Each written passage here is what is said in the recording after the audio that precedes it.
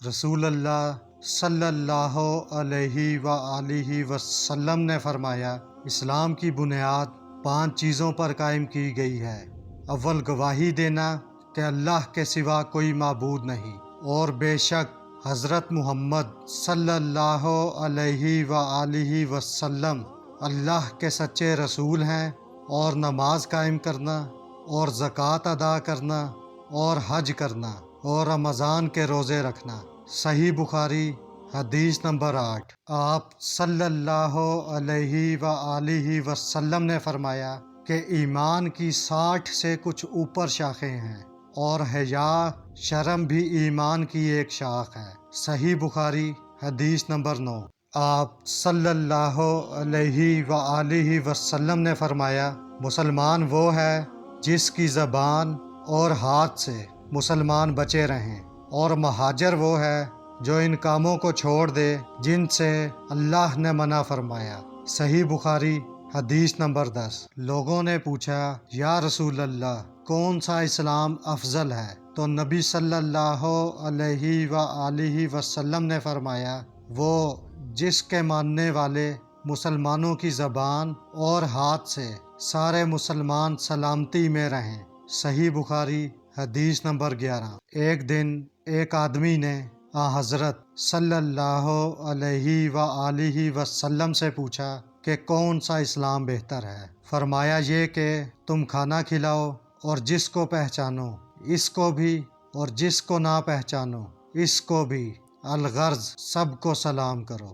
صحیح بخاری حدیث نمبر 12۔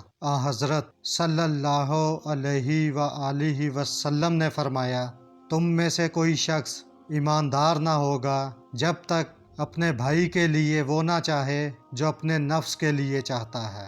صحیح بخاری حدیث نمبر 13۔ بے شک رسول کریم صلی اللہ علیہ وآلہ وسلم نے فرمایا، قسم ہے اس ذات کی جس کے ہاتھ میں میری جان ہے، تم میں سے کوئی بھی ایماندار نہ ہوگا جب تک میں اس کے والد اور اولاد سے بھی زیادہ اس کا محبوب نہ بن جاؤں۔ صحیح بخاری حدیث نمبر 14۔ حضرت صلی اللہ علیہ وآلہ وسلم نے فرمایا، تم میں سے کوئی شخص ایماندار نہ ہوگا جب تک اس کے والد اور اس کی اولاد اور تمام لوگوں سے زیادہ اس کے دل میں میری محبت نہ ہو جائے۔ صحیح بخاری حدیث نمبر 15۔ نبی کریم صلی اللہ علیہ وآلہ وسلم سے آپ نے فرمایا، 3 خصلتیں ایسی ہیں کہ جس میں یہ پیدا ہو جائیں اس نے ایمان کی مٹھاس کو پا لیا۔ اول یہ کہ اللہ اور اس کا رسول اس کے نزدیک سب سے زیادہ محبوب بن جائیں۔ دوسرے یہ کہ وہ کسی انسان سے محض اللہ کی رضا کے لیے محبت رکھے۔ تیسرے یہ کہ وہ کفر میں واپس لوٹنے کو ایسا برا جانے جیسا کہ آگ میں ڈالے جانے کو برا جانتا ہے۔ صحیح بخاری حدیث نمبر 16۔ آپ صلی اللہ علیہ وآلہ وسلم نے فرمایا، انصار سے محبت رکھنا ایمان کی نشانی ہے، اور انصار سے کینہ رکھنا نفاق کی نشانی ہے۔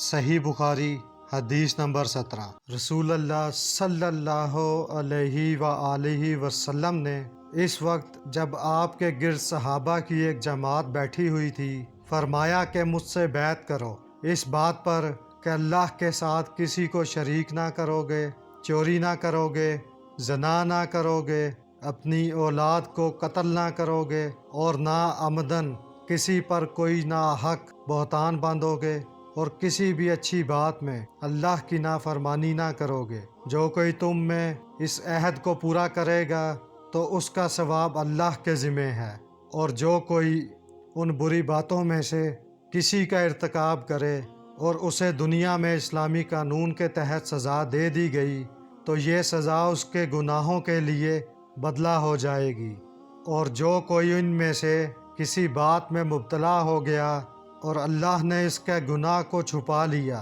تو پھر اس کا معاملہ اللہ کے حوالے ہے، اگر چاہے معاف کرے اور اگر چاہے سزا دے دے۔ عبادہ کہتے ہیں کہ پھر ہم سب نے ان سب باتوں پر آپ صلی اللہ علیہ وآلہ وسلم سے بیعت کر لی۔ صحیح بخاری حدیث نمبر 18۔ رسول اللہ صلی اللہ علیہ وسلم نے فرمایا، وہ وقت قریب ہے جب مسلمان کا سب سے عمدہ مال اس کی بکریاں ہوں گی، جن کے پیچھے وہ پہاڑوں کی چوٹیوں اور برساتی وادیوں میں اپنے دین کو بچانے کے لیے بھاگ جائے گا۔ صحیح بخاری حدیث نمبر 19۔ رسول اللہ صلی اللہ علیہ وسلم لوگوں کو کسی کام کا حکم دیتے تو وہ ایسا ہی کام ہوتا جس کے کرنے کی لوگوں میں طاقت ہوتی۔ اس پر صحابہ کرام نے عرض کیا کہ یا رسول اللہ، ہم لوگ تو آپ جیسے نہیں ہیں، آپ تو معصوم ہیں اور آپ کی اللہ پاک نے اگلی پچھلی سب لغزشیں معاف فرما دی ہیں، اس لیے ہمیں اپنے سے کچھ زیادہ عبادت کرنے کا حکم فرمائیے۔ یہ سن کر آپ ناراض ہوئے، حتیٰ کہ خفگی آپ کے چہرہ مبارک سے ظاہر ہونے لگی۔ پھر فرمایا کہ بے شک میں تم سب سے زیادہ اللہ سے ڈرتا ہوں اور تم سب سے زیادہ اسے جانتا ہوں، پس تم مجھ سے بڑھ کر عبادت نہیں کر سکتے۔ صحیح بخاری حدیث نمبر 20۔